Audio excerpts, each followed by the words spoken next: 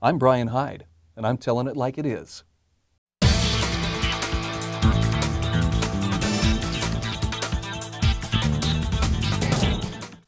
So do you remember your first minimum wage job? Man, I sure remember mine. I was delivering prescriptions for Magic Valley Drug, and although that sounds like a really noble kind of job, in reality what I was being paid to do was drive my boss's Thunderbird around and sing along with the radio. I thought it was a pretty good deal, and hey, for $3.35 an hour, I felt like I was making bank.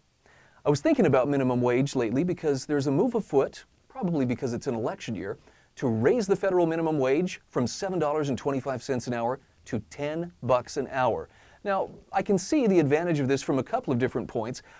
$10 is a nice even number. It's easy to deal with. Gee, it would put more money in people's hands. And all Congress has to do is just write certain words on a piece of paper, take a vote, enough people say aye, it becomes the law. No taxpayer money involved. It's the boss who has to pay that minimum wage. Problem solved. The working poor will be rejoicing in the streets. Well, at least till their paycheck runs out.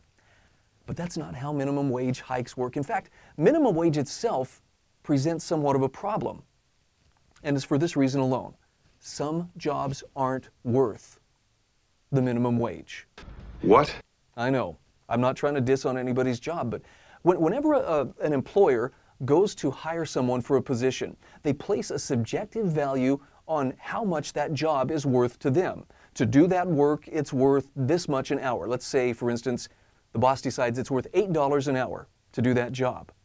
Well, if a potential employee comes along and says, hey, I'd be happy to do the job, but I want to be paid $10 an hour, the employer has the right to say, sorry, it's not worth it to me to hire you at $10 an hour. Now, at this point, the potential employee can lower their price and say, okay, you drive a hard bargain, I'll work for $8 an hour. There you go, problem solved. The job is being done, the person has found employment.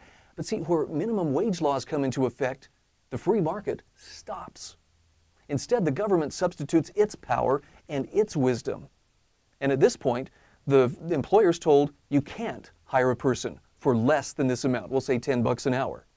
And even if the employee was willing to work for $8 an hour, which is what that job is worth subjectively to the boss, the employee can't lower his rate to $8 an hour.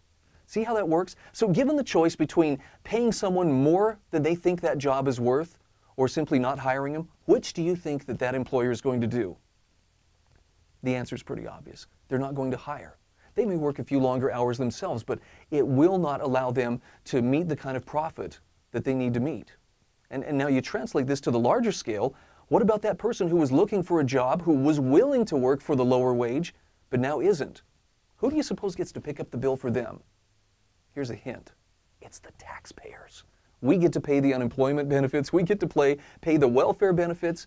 Yeah, it's a no-win situation. So on the surface, it seems like, man, we're doing the right thing for the working poor when we suggest raise that minimum wage. Well, hey, if $10 an hour is good, why not $100 an hour? Why not $1,000 an hour? Come on, we want to take care of them, right? Except some jobs just aren't worth that minimum wage. Best thing that can happen here, government steps back out of the equation. Bosses are allowed to hire at what they think the job is worth. If it's too low, what they're paying, guess what? Nobody will work. The market will find the happy medium. People will work, they will find entry-level positions, and then use those positions to gain skills, to gain work experience, and to move on to better opportunities. You're not supposed to spend the rest of your life in a minimum wage job in the first place. I'm Bryan Hyde. I'm telling it like it is.